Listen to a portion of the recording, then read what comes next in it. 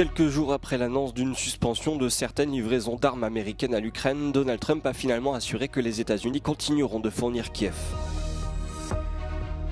Dernière ligne droite avant la date butoir du 9 juillet.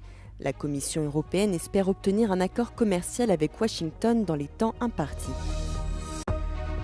Menacée par la censure de sa commission, Ursula von der Leyen a dénoncé l'extrémisme, appelé à l'unité européenne et au combat contre la désinformation.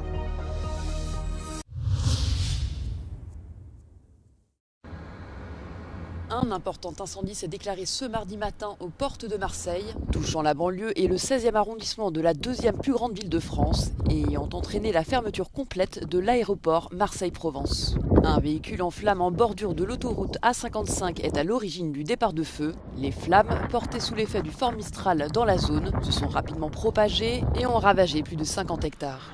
Près de 170 pompiers sont mobilisés sur le sinistre, aidés de 7 avions, 3 hélicoptères et 68 engins terrestres. L'autoroute a été bouclée, les habitants ont été appelés à se confiner et certains d'entre eux ont même été évacués, tandis qu'un important dispositif œuvre toujours pour tenter de stopper l'avancée des flammes. Donald Trump change finalement de cap. Ce lundi, lors d'une rencontre avec le Premier ministre israélien Benjamin Netanyahou, le président américain a promis d'envoyer davantage d'armes à l'Ukraine après l'attaque russe de la semaine passée qui était la plus importante depuis février 2022.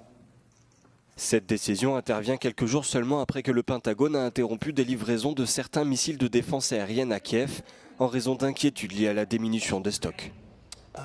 We're going to send some more weapons. We have to. They have to be able to defend themselves. They're getting hit very hard now.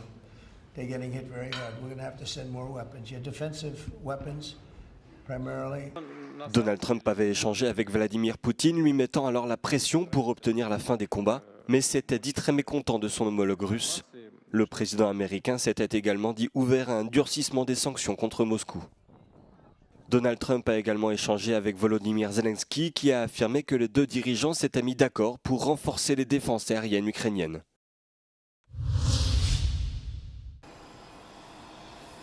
Donald Trump intensifie sa guerre commerciale en annonçant de nouveaux droits de douane de 25% sur les exportations japonaises et sud-coréennes, ainsi que de nouvelles taxes sur une dizaine d'autres pays.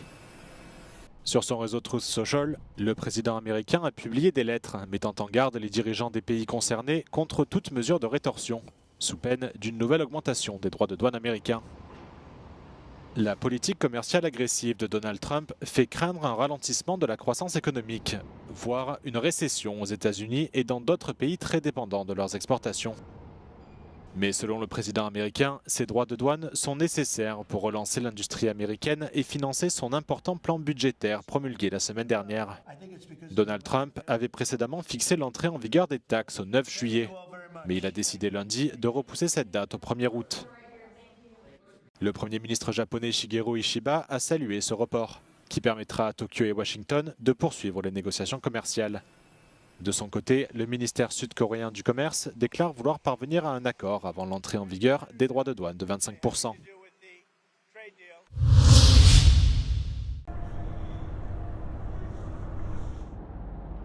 La Commission européenne ne perd pas espoir. Elle ambitionne de parvenir à un accord commercial avec les États-Unis avant la date butoir du 9 juillet. Faute d'accord, Washington a annoncé que les droits de douane entreront en vigueur le 1er août. They seem to have been pushing closer to a deal in recent weeks. They seem to really be pushing to make the original deadline of the 9th of July in a couple of days. It's hard to say what type of deal they would get out of it. It seems like they're closing in on some type of deal like what the UK got from the US, which would mean that the 10% tariff, universal tariff that Trump imposed would stay in place. Pour l'heure, les États-Unis appliquent des tarifs sectoriels de 25% sur les voitures et de 50% sur l'acier et l'aluminium, ainsi que des droits de douane de 10% sur les produits étrangers importés. La Commission européenne vise des droits de douane réciproques de 10% et cherche à soulager certains secteurs stratégiques tels que l'aviation ou le secteur pharmaceutique. En l'absence d'un accord, Donald Trump menace de taxer les produits européens jusqu'à 50%. Les États membres sont divisés sur la stratégie à adopter. France is pushing very hard not to enter into a bad deal. They want to use EU's existing trade tools to push back and inflict some pain on Trump and maybe try to get a better deal that way. while some countries like Italy and Germany are pushing very hard just to get any sort of deal over the line to preserve their own industries and try to remove tariffs on them. Une deuxième liste de mesures de rétorsion est également en cours d'élaboration. Bruxelles l'adaptera aux droits de douane américains qui lui sont imposés afin de rééquilibrer si besoin la balance.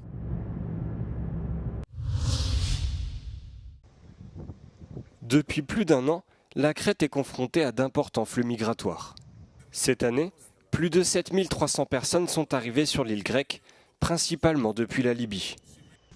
Des arrivées sources de tensions pour les locaux, qui ont exprimé leur crainte quant à l'impact de l'arrivée de migrants au début de la saison touristique, primordial pour l'économie de l'île.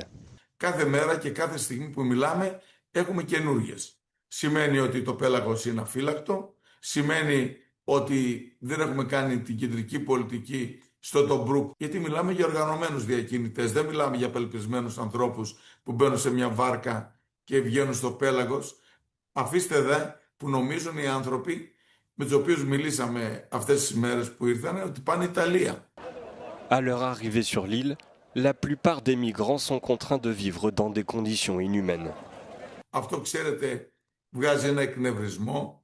Οι συνθήκες που οι άνθρωποι είναι, υπό τις οποίες βρίσκονται, είναι μη ανθρώπινες. Στα τσιμέντα του εμπορικού λιμανιού κοιμούνται, με τα κλωσκεπάσματα που τους δώσαμε και κάποιες πρόσκυρες σκηνές και αν θέλετε τέντες που έχουν στηθεί. Αυτή δεν είναι εικόνα ούτε ευρωπαϊκής χώρας, ούτε ευρωπαϊκής διαχείρισης ενός προβλήματος που έχει κυρίως και πρωτίστως ανθρωπιστική διάσταση. Le maire de Rétimnon dénonce des opérations organisées par des passeurs libyens qui vendent aux migrants une vie meilleure, souvent en Italie. Η μεγάλη οικογένεια που διακινεί όλη αυτή την ιστορία και είναι εγκληματική οργάνωση της Λιβύης έχει στοχοποιήσει την Κρήτη, προσπαθεί να αποσπάσει ανταλλάγματα όπως τα απέσπασε από τη Μελώνη, από την πρωθυπουργό της Ιταλίας. Dans le but de renforcer la coopération avec les autorités libyennes, le commissaire européen des migrations et des affaires intérieures et plusieurs ministres européens se rendent à Tripoli pour tenter de prévenir les flux migratoires illégaux. And we can never let extremists rewrite history. C'est le débat qui agite les institutions de l'Union européenne. La motion de censure déposée contre la présidente de la Commission européenne est l'occasion cette semaine pour les eurodéputés de faire une mise au point un an après les élections européennes. Première leçon, la présidente de la Commission, Ursula von der Leyen, dispose du soutien complet de son groupe et première force dans l'hémicycle, le Parti populaire européen. The motion of censure is an initiative by anti-Europeans who want to weaken Europe, who want to weaken European institutions and who want to reduce the trust of the citizens in the European Union. It is not meant to improve anything, it is not justified and it is also irrelevant. Deuxième leçon, les sociodémocrates, les libéraux et les Verts ne comptent pas fragiliser la coalition pro-européenne formée autour du PPE, mais leurs dirigeants ont saisi l'occasion du débat pour faire part de leurs griefs à la Commission. La gauche radicale devrait elle aussi rejeter la motion de censure. Toutefois, certains parlementaires pourraient s'abstenir ou ne pas suivre la ligne décidée par le groupe politique afin de marquer leur opposition à l'égard d'Ursula von der Leyen. In questo momento il tema che conta è provare a dare all'Europa una speranza diversa, una nuova leadership, un cambio di passo profondo rispetto a politiche che non ci soddisfano in alcun modo, a cominciare dal piano di riarmo, ma questo si estende alle politiche sociali, al Green Deal, a tutto quello che questa Commissione non sta facendo o peggio sta tradendo rispetto a impegni del passato. Troisième leçon, le groupe des conservateurs et réformistes européens sera divisé au moment du vote, or la motion a été déposée par un de ses élus. Enfin, les formations les plus à droite de l'hémicycle, les Patriotes pour l'Europe et l'Europe des nations souveraines, devraient voter en faveur de la motion de censure qui, sur le papier, semble vouée à l'échec.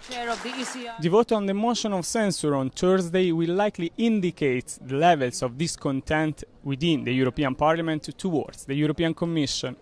Vincenzo Genovese, Euronews, Strasbourg.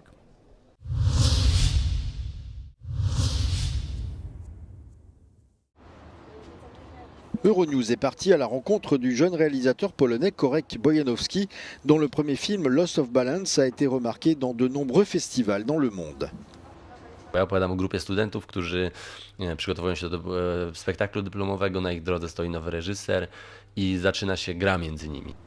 Le réalisateur apprécie particulièrement les premiers films de Roman Polanski, qui a inspiré Loss of Balance pour son atmosphère sulfureuse et sa relation très étroite avec le protagoniste. La situation du personnage principal est inspirée de la révélation de situations pathologiques survenues dans les écoles de cinéma polonaises et qui ont refait surface en 2020.